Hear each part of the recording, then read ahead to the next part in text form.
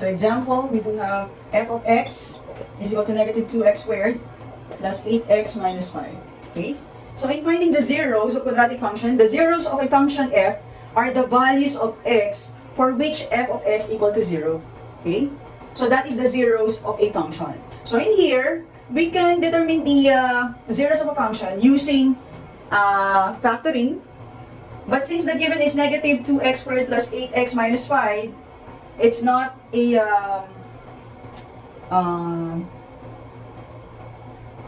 meaning you cannot get the exact factor of that one using factoring. So to find the zero of this one, we can use the other way, which is quadratic formula. Okay? In finding the roots or the zeros of the given function, we can use the quadratic formula, or we can use the concept of factoring. Okay? So in here, so to determine the zeros, first you need to change f of x to 0. So you do have negative 2x squared plus 8x minus 5 equals to 0. So to make it simple, okay, to make it easy, you need to eliminate negative so that you can simplify it easily. Okay? So you need to eliminate the negative. So you will be having 2x squared minus 8x plus 5 equals to 0. Okay? So since we cannot factor out this, using the concept of factoring, we can get the roots or the zeros, okay, using the quadratic formula. So what is the formula of quadratic? X is equal to negative b plus or minus square root of b squared minus 4ac over 2a.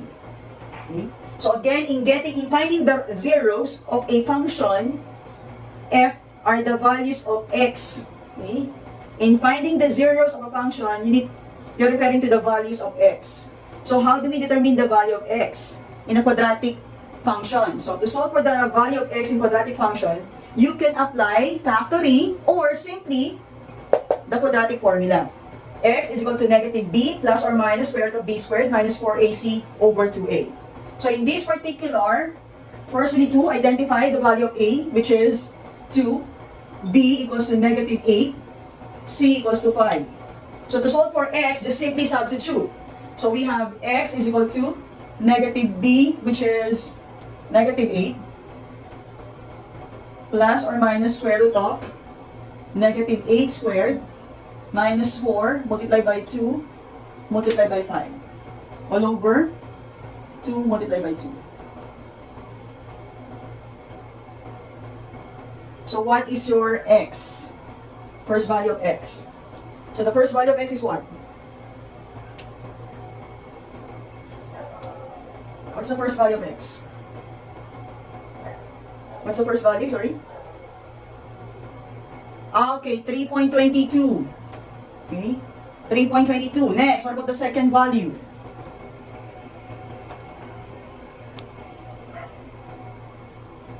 What's the second value?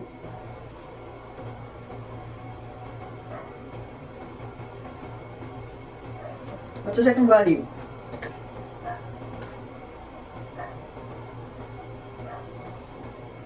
What's the second value of x?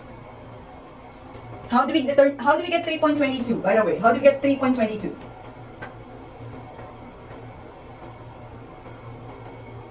How do we get 3.22? If you simplify this one, that will become x is equal to 8 plus or minus square root of what? 24 over 4. Am I right? Okay. And then since you do have two operations, that is plus and minus, so you do have two roots. Okay? So since the given is quadratic, so the degree is 2, so more or less, from here, you can determine that there are two values of x. Okay? So the first one is 8 plus the square root of 24 over 4. And then the other one is 8 minus the square root of 24 over 4. Okay? So we can simplify this one. 8 plus the square root of 24 over 4. What is the square root of 24? That is 4 and 6, right? In 24, 4 and 6. What would be the factors of 24? That the other one is a perfect square. That is 4 and 6. And then you simplify it, so you do have 2 square root of 6. Am I right? 2 square root of 6. Okay. So that would be 8 plus 2 square root of 6 over 4. And then the other one is 8 minus 2 square root of 6 over 4. So if you simplify this one, the answer is 3.22. Okay? 3.22. What about this one? How do we simplify this? How do we get the other root or the other zeros? How do we get that? 8 minus 2 square root of 6 over 4. Simplify this one. So what will be the answer? So the first root is 3.22 and then the other is what? 0. Okay, 0.78. Okay. So you do have 3.22 and then 0.78. Okay. Question, people? Question? In finding the zeros of quadratic function. Again, in finding the zeros of quadratic function, you need to equate the function to 0 by changing f of x to 0. And then after that, identify the value of a, b, and c if you want to use quadratic formula. But if the given quadratic function can be, if it's a factorable, then you need to get the factor, or you need to apply the factoring concept. Okay, the concept of factoring. So, concept of factoring or quadratic formula, any of the two. So let's proceed now to radical function or square root function. So how do we graph radical function?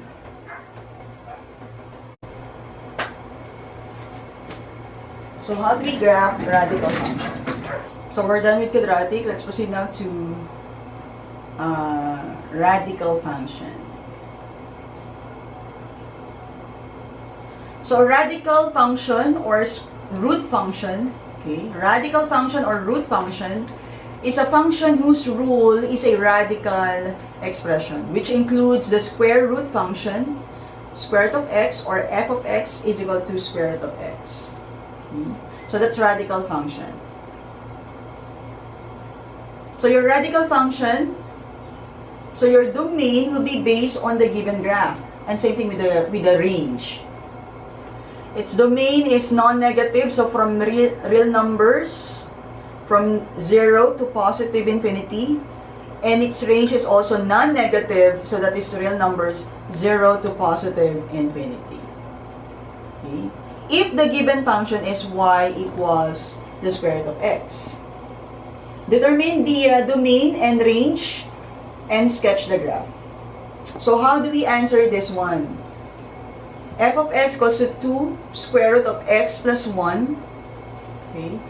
So we can determine this one. We can determine the function or the graph of the given root function. So how do we do that? If you have noticed, the number inside the radical symbol, which is x plus 1, okay, it determines the units in your x-axis. So what do you mean by that one? So I will explain that further. Okay. But if there's a number outside the radical symbol, okay, may constant outside the radical symbol, it determines yung shifting ng y-axis. Okay, if it is going up or going down. It depends. Okay. Yung shifting yung pinag-usapan. So the constant inside the radical symbol tells you the shifting of your x-axis, while the constant outside the radical symbol tells you the shifting of the y-axis. Okay, yung movement nung graph from y-axis. Okay, so that's the difference. So for example,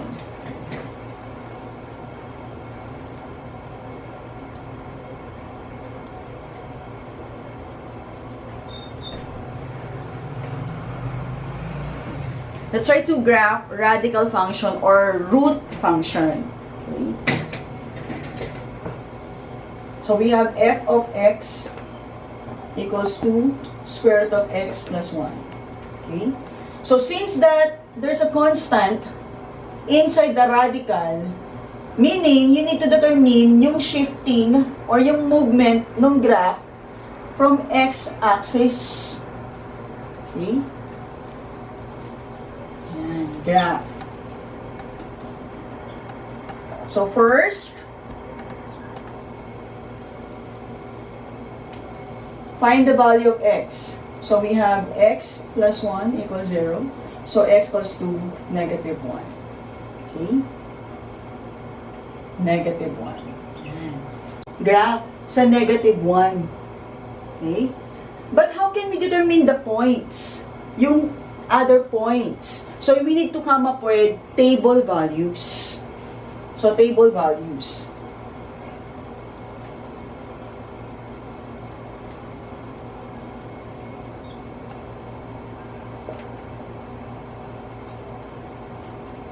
Okay, so table values. If x is negative 1, what is the value of y? If x is negative 1, the value of y is 0. Next, if x is 0, what is the value of y? Just simply substitute. Substitute lang. If x is 0, what's the value of y? Substitute. What's the value of y if x is 0? If x is 0, ano daw value ni y? Hello? Okay, 2. Very good. Next. If x is 3, you can assign any values of x, ha? Any values of x. If x is 3, so any values of x. Sorry? 4. Okay, next. What about 8? Okay, 6. And then you plot it. Okay? So we have 0, 2. And then we have 3, 4. So we have 1, 2, 3.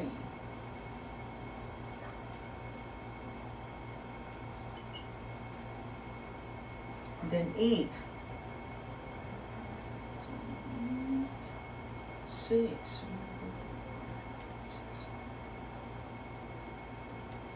Something like that. Okay. So that is the graph, a radical function. So from the graph, you can now determine the domain. So what's the domain from the graph? From the graph, what's the domain? Saan na nag-start? From the x-axis, saan nag-start yung graph? Here, which is your negative 1. So here. So therefore, your domain will be from negative 1 going where? Going where? So we have negative 1 going to what? Going to what? Okay, positive infinity. Now, range. Based on the graph, what will be your range? In terms of y values. How do we determine the range? Okay, 0 to positive infinity. Okay?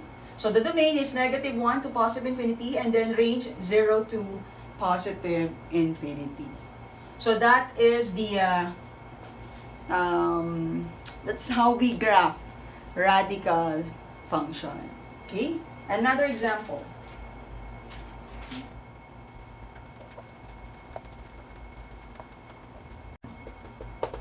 Square root of x minus 4. How do we graph that? Square root of x minus 4. Square root of x minus 4. How do we graph that?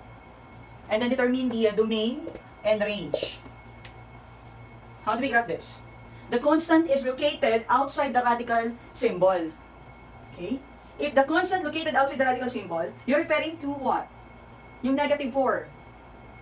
Yung movement ng graph in y-axis. So, negative 4. Okay, negative 4. Where is it negative 4? So, eto. Ito yung negative 4. So, how do we graph that? How do we graph this? Negative 4. X minus 4. How do we graph that? How do we graph that, my dear people? Assign values. Table values. So if x is 0, y is negative 4, precisely. Okay? Next. Give me a table values. Table values. Assign any values of x. Okay, 1. If x is 1, what is y? Okay, -3. Oh, next. Of course, you need to choose yung medyo perfect square naman para you can simplify it right away. What else? Oh, a 4. Oh. What's the answer? Huh? -2. Oh. What else? X is 16? X is 16? Sorry? 16. Oh, sige. 16. What is 16? 0 yung y. Okay. Okay, you plot it. So we have 0, -4, and then 1, -3. So 1, -3 here. And then we have 4. So 1, 2, 3, 4, -2. And then we have 16. Sobrang haba ng 16. So more or less, since y is 0, let's pretend that ito na yung 16. Okay? So that will be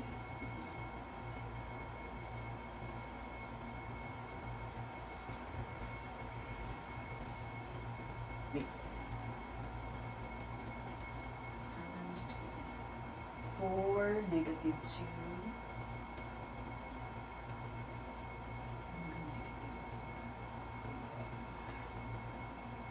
So something like that. Okay? So yung 16 kasi dun pa. So if you extend that, so 16 is 0.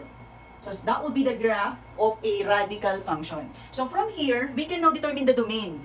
Okay? Pag in-extend pa yan, aabot yung 16. Okay? So from here, we can determine the domain. So what's the domain of the given function? What's the domain? Ito na yung graph eh. So what is the domain? Okay. 0 to positive infinity. Now what about the range? What about the range? Ano yung... Okay. -4 to positive infinity. Okay? -4 to positive infinity. So that is the domain and range of the given radical function. Okay? Next, what about this one? So can you please answer it in your piece of paper? And then someone will explain it later. I'm giving you 5 minutes to answer it. And then I'll call somebody who will explain it.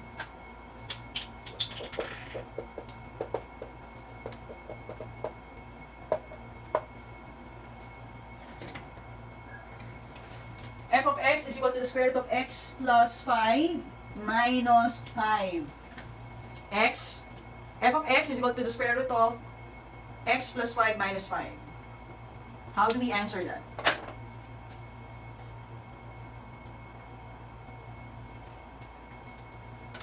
How do we answer that? Without solving, we can answer that, right? Without solving. So how do we answer that? Yung square root of x plus 5 minus 5.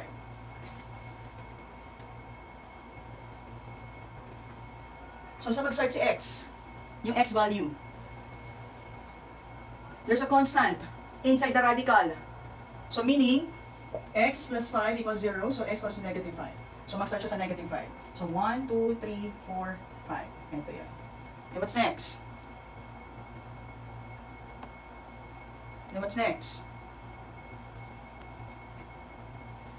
What about yung y?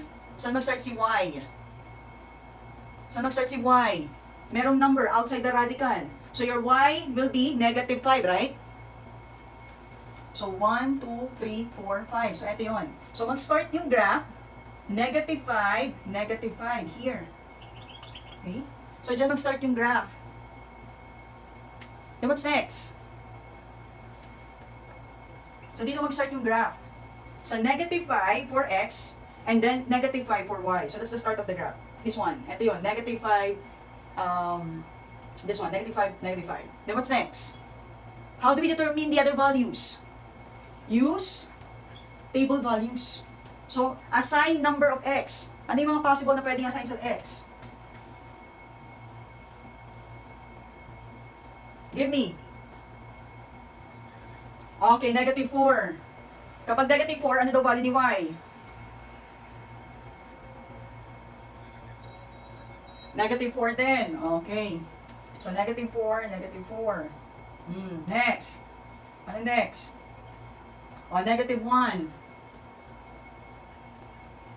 Negative 3 yung y. So, negative 1, negative 3.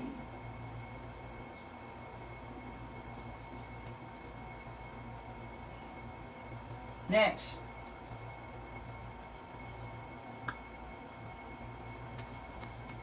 Positive 4. Kapag x ay positive 4, so 1, 2, 3, 4. Ano si y? Negative 2. So, like that. Okay? So, therefore, what's the domain? Ano domain? Based on the graph. What's the domain? What's the domain based on the graph?